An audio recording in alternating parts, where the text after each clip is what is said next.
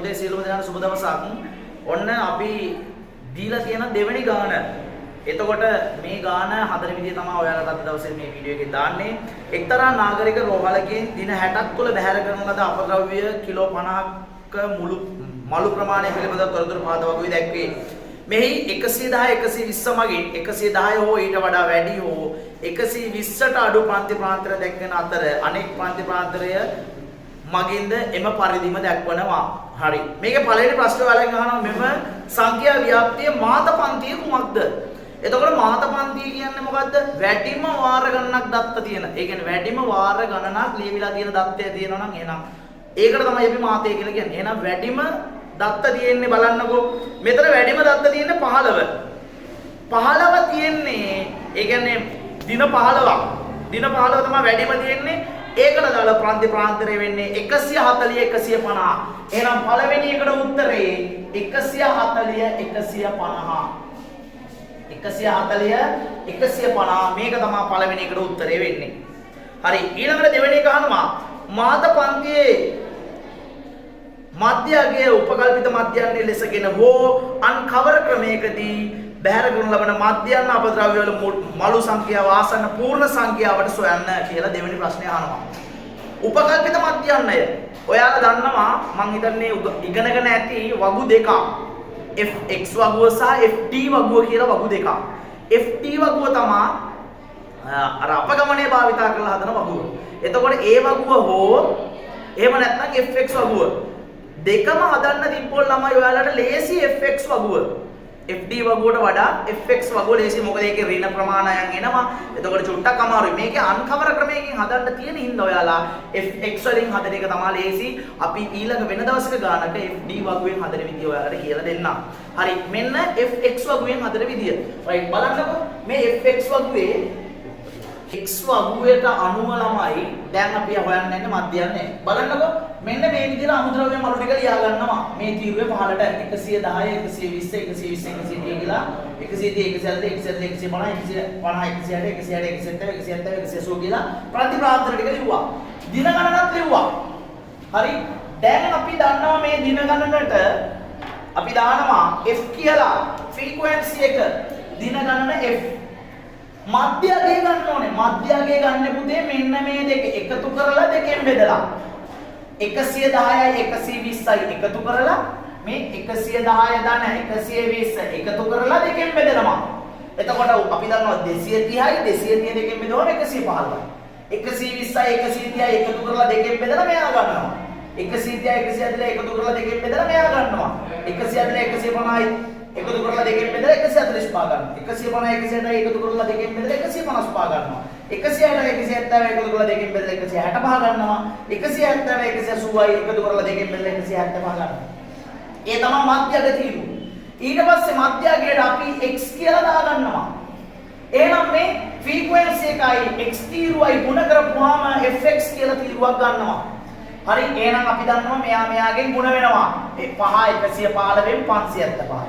7 125 825 875 12 135 1620යි 15 145 2175 10 155 1550යි 7 165 1155යි 4 175 700යි. දැන් මගේ පුතේ මේ ටික මොකද කරන්න ඕනේ? පහළට එකතු කරන්න ඕනේ. මේ ටික පහළට එකතු කරන්න ඕනේ. මේ ටික පහළට එකතු කරපුවම සිග්මා fx කියලා එනවා අපිට 8650ක් උත්තරේ. ළමයි මේ ටික ඔක්කොගේම එකතුව සිග්මා fx කියලා වගුව ගන්නවා 8650යි. ඊට පස්සේ මේ වගුවේ මේ ටිකේ එකතුව සිග්මා f 60යි. එතකොට මධ්‍යයන්ය වෙන සූත්‍රය තමයි මධ්‍යයන්ය සමානයි sigma fx බෙදනවා sigma fk.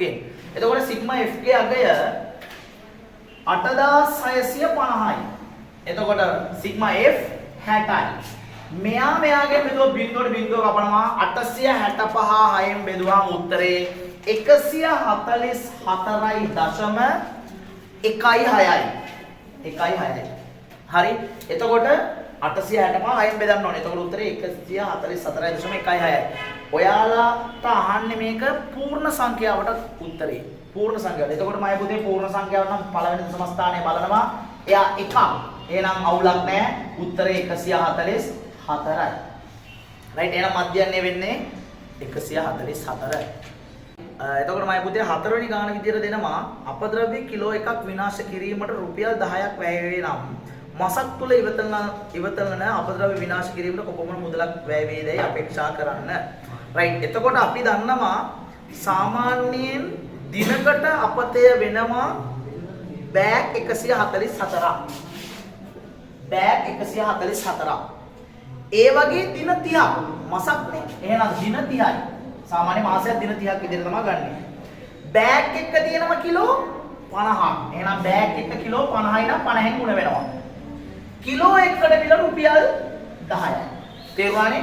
මධ්‍යන්නය මේන මධ්‍යන්නේ kilogram ගාන 144යි දවසකට. ඒ කියන්නේ බෑග් 144යි දින 30යි. එතකොට මේ තියෙන්නේ දින 30කට තියෙන මුළු බෑග් ගාන ඒක කිලෝ ගානෙන් ගුණ වුණාම කිලෝ ගානේ නම ඒක 10න් ගුණ වෙන්න ඕනේ. ඒක 10න් ගුණ වුණාම අය පුතේ උත්තරේ රුපියල්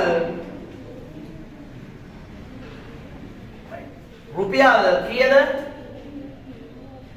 21,60,000යි. 21,60,000යි. රයිට් එහෙනම් 21,60,000ක් තමයි යන මුදල වෙන්නේ. හරි? රයිට්. එතකොට ප්‍රශ්නේ අහනවාමයි පුතේ ඉහත දින 60 තුලදී රෝහලෙන් බැහැර කිරීමට ඉඩ ඇති අවම අපද්‍රව්‍ය මළු සංඛ්‍යාව 8300ට වඩා වැඩි බව පෙන්වන්න. හරි. අවම මළු සංඛ්‍යාව බලන්නකෝ 110 120 අතර මළු 5යි. ඊට පස්සේ 120 130 අතර මළු 7යි. 130 140 අතර මළු 12යි. 140 150 අතර මළු 15යි. 150 160 අතර මළු 10යි. 160 170 අතර මළු 7යි. 170 180 අතර මළු 7යි. එහෙනම් අහන්නේ අවම. එහෙනම් 110ක් වුණොත් දැන් හිතන්නකෝ 120 කියන මෙන්න මේ ප්‍රාන්ති ප්‍රාන්තරයේ අවම අගය වෙන්නේ මෙයා. එහෙනම් 110න් මළු 5යි. ඊට පස්සේ 120න් මළු 7යි. ඊට පස්සේ 130න් මළු කීයද? 12යි. ඊට පස්සේ 140න් මළු 15යි. මම පල්ලෙහාට ගන්නම්. ඊට පස්සේ 150න් මළු 10යි. 160න් මළු 7යි. 170න් මළු 4යි. මේ ප්‍රතිපාදන වල අවම ගාන අර සංඛ්‍යාත් එක්ක ගුණ කරන්න ඕනේ. ගුණ කරපුවාම එනවා මේ ටික ඔක්කොගේම එකතුව 550 840 1560 2100 1500 1120 680 මේ ඔක්කොගේම එකතුව 8350යි කිලෝග්‍රෑම්. හරි එහෙනම් 8350යි කිලෝග්‍රෑම්.